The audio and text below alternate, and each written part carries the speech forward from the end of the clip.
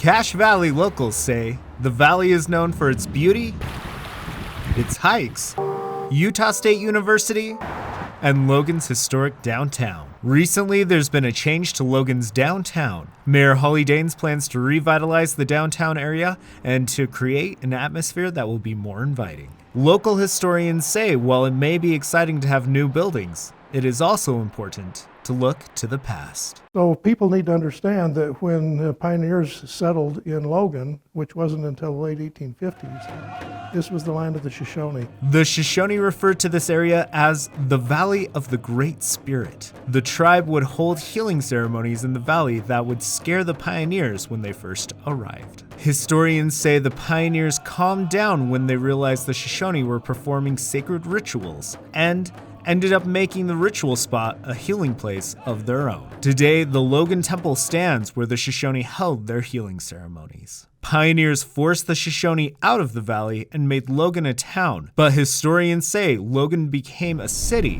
when the trolley came rolling in. This is a pass that could get me onto that trolley. Local historian Darren Smith lended me this blank one and this one filled out. This pass could get me from Ogden, Utah to Preston, Idaho, and its rails ran right down Main Street.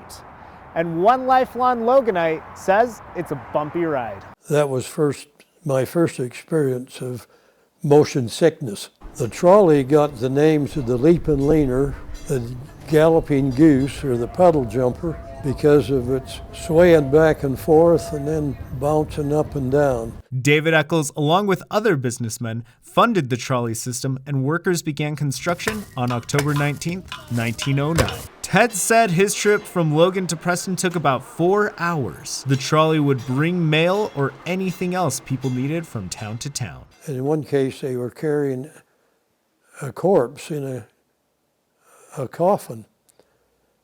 And as the train was bouncing around, the lid popped open and the corpse came up a little bit.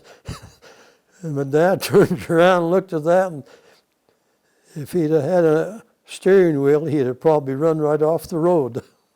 Ted says in 1919, there were roughly 16 trains a day going back and forth from Ogden to Preston. But by 1946, it was down to 1 train a day. In December 1946, the city decided to end the railway because buses and cars were more convenient. Ted says the progress in Logan today is exciting, and he is glad to see more jobs in the valley. But he says change can be hard. When you see that change, you say, well, gee, that's a chapter of my life now that is in oblivion.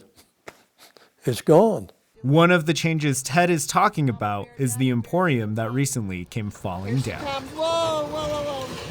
Oh my God. Logan City Mayor says this is all part of a plan to help revitalize downtown Logan. It finally feels, after so much work, so much planning, again, we've had great cooperation from our city council, that finally there's action, and that's always exciting. This is the beginning steps to Mayor Dane's promise to revitalize downtown. It has cost over $4 million, and the mayor says every little bit's worth it. More restaurants, more activity. I mean, that stimulates all businesses. It really is kind of a rising tide floats all boats type mentality. Logan City Mayor plans to have this dirt pit turned into a splash pad for the summer, live entertainment, and an ice rink that should be open by December of this year. The mayor says she wants to bring cherished memories to the people of Logan.